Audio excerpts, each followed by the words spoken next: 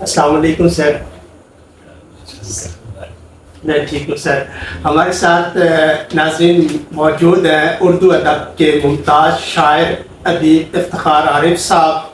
آج کل جیسے کہ پاکستان میں آپ دیکھتے ہیں لکھاریوں کے اور صحافیوں کے حالات. صحافی اگر بولیں تو ان پر تشدد ہو رہا ہے، لکھاری لکھیں تو ان پر کیا بیتتی ہے.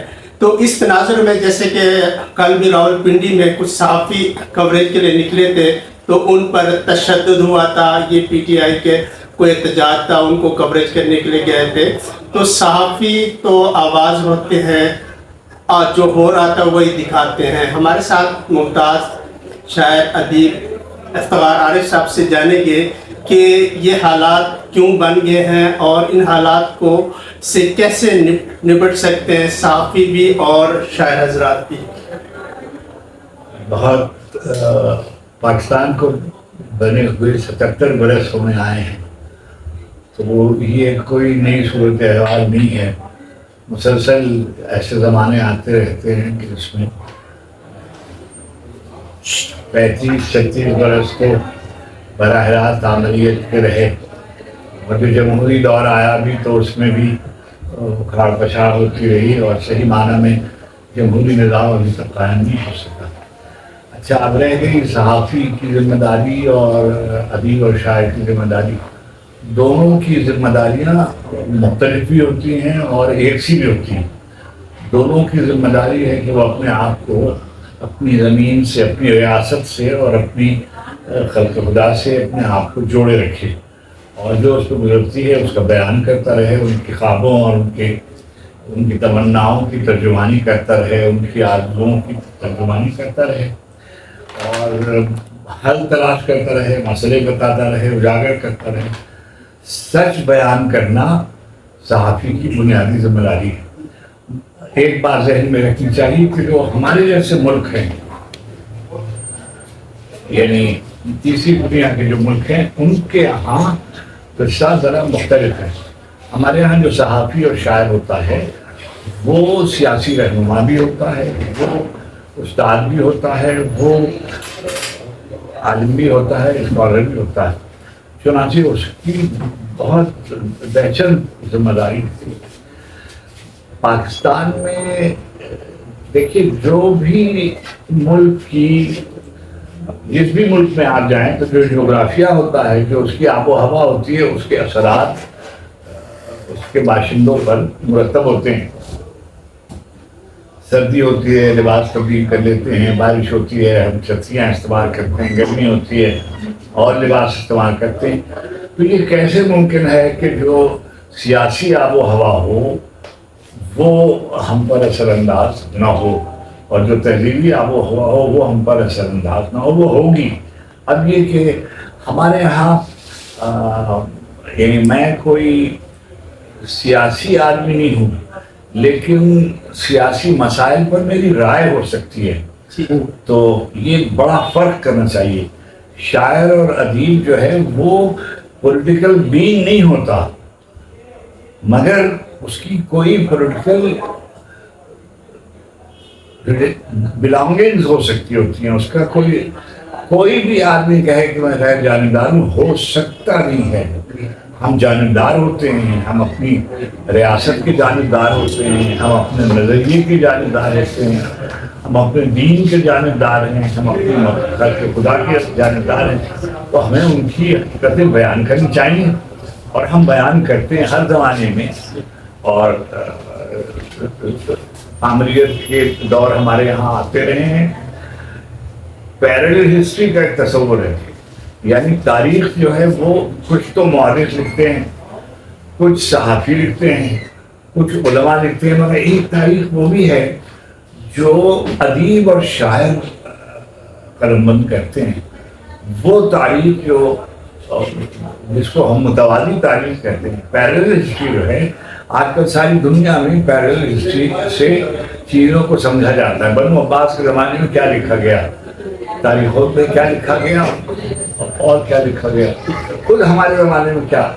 اب آپ دیکھیے کہ فیض صاحب کو لے لیجیے، راشد کو لے لیجیے، میرا جی کو، منیر رنجن کو، منیر کو، ناصر کو، جالب کو، قاسمی صاحب کو، رحیم کاشمیری، جو بھی آپ شاعر، احمد فرحات، یہ سب جو لوگ ہیں پہلیلا، ان سب نے اپنے اپنے طور پر، ضروری نہیں ہے کہ آپ اس سے اتفاق کرتے ہو، ہے نا، بالکل یہ ممکن ہے کہ جو آپ کا نظریہ ہو وہ ان سے متصادم ہو، مگر سب اپنے اپنے طور سے جو دیکھ رہے ہوتے ہیں، جہاں سے میں یہاں سے کسی چیز کو دیکھ رہا ہوں، کوئی آدمی کسی اور طرف سے دیکھ رہا ہے اس کو، وہ کسی اور طرح سے لکھ رہا ہے، تو ابھی آپ دیکھتے ہیں کہ آپ جو جیسے آپ نے کہا ایک ہی جلسے کو کوئی آدمی نفس امن عامہ کے کا اس پر الزام لگا کر اس کے خلاف بول رہا ہوتا ہے، اور خوب اچھے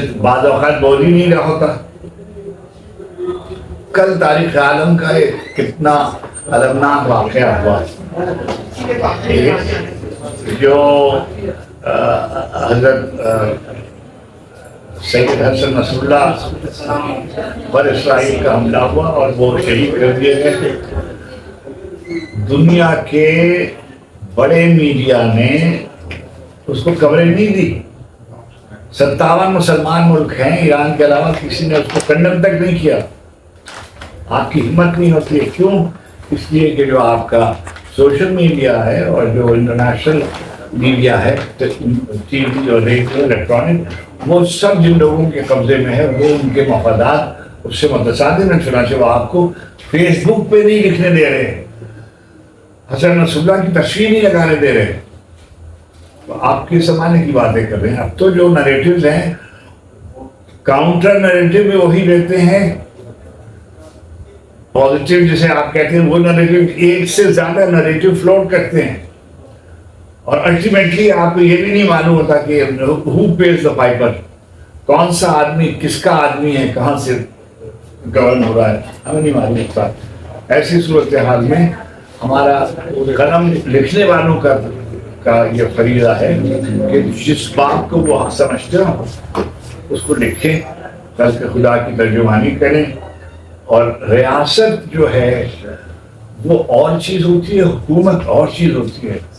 حکومت سے اختلاف کیا جا سکتا ہے، اس کے خلاف بات کی جا سکتی ہے، مگر ریاست کے خلاف بات نہیں کی جا سکتی۔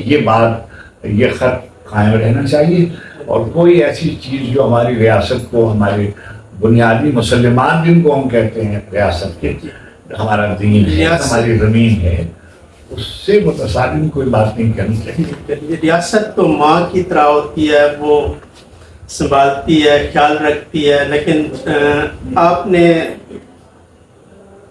امریت کا دور بھی دیکھا، کیا سمجھتے ہیں جو امریت کا پہلے دور تھا، جس طرح لاٹھی چارج حبیب جالب صاحب اور جنرل ایوب کا دور ہو گیا، ضیاء کا دور ہو گیا، ابھی اور اس دور میں کیا فرق دیکھتے ہیں؟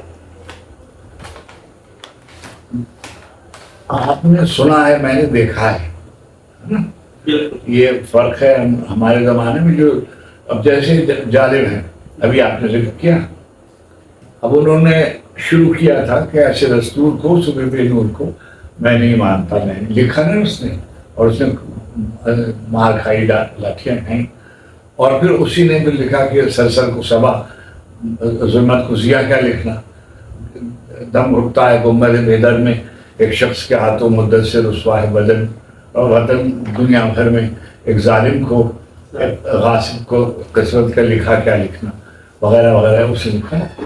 فہمیدہ نہیں، احمد فرحات صاحب نے، ضروری نہیں ہے کہ آپ اس سے، مگر سب نے اپنی اپنی رجسٹر کرائی، اپنا پروٹیسٹ، اپنا ڈیفائنس، اپنا انکار کیا۔ باقی ہے کہ وہ اس میں اچھا کیا ہے، برا کیا ہے، وقت فیصلہ کرے گا۔ بہادر شاہ ظفر جب 1857 میں ایک غزل ہو رہی تھی، اس زمانے میں ان کی غزل آئی، اس کا ایک شعر تھا، کشتہ قامت جتنے ہیں اس کے آپس میں سب مل جل کر انگریزوں کے خلاف، کشتہ قامت جتنے ہیں اس کے آپس میں سب مل جل کر دیں اگر ایک حشر وفا، کیا اچھا ہو، کیا اچھا ہو، مگر اچھا نہیں ہوا۔ غزالہ سراج الدولہ شہید کیے گئے، اور راجہ رام نارائن موجود تھے، انہوں نے شعر لکھا کہ غزالہ تم تو واقف ہو کہو مجنوں کے مرنے کی، دیوانہ مر گیا آخر تو ویرانی پہ کیا گزری. یہی ہے کہ دیکھنا ہے اشفاق احمد خان کاکوری میں انگریزی حکومت کے خلاف بغاوت میں پھانسی کی سزا دی گئی اور انہوں نے پھانسی کا پھندا چوم کے شعر پڑھا کہ سرفروشی کی تمنا آج اپنے دل میں ہے، دیکھنا ہے زور کتنا بازو قاتل میں. تو ہر زمانے میں شاعر جو ہے یہ تو انڈیا میں بھی بہت مشہور ہو رہا ہے، یہ پڑھی جا رہی ہیں آج بھی تک بھی نظمیں. تو یعنی وہ دیکھیے اچھے شعر کی پہچان یہ ہوتی ہے کہ وہ زمانے سے آگے جاتا ہے. 1922 میں جوڑ صاحب نے لکھا تھا ابو گل نموز صبا مانگتے ہیں لوگ، وہ حبس ہے کہ لو کی دعا مانگتے ہیں لوگ. ابھی وہی شعر پڑھا جا رہا ہے. تو اچھے شعر کی تو یہ پہچان. بہت شکریہ آپ نے ہمارے قیمتی وقت نصیب دیکھتے رہے گا.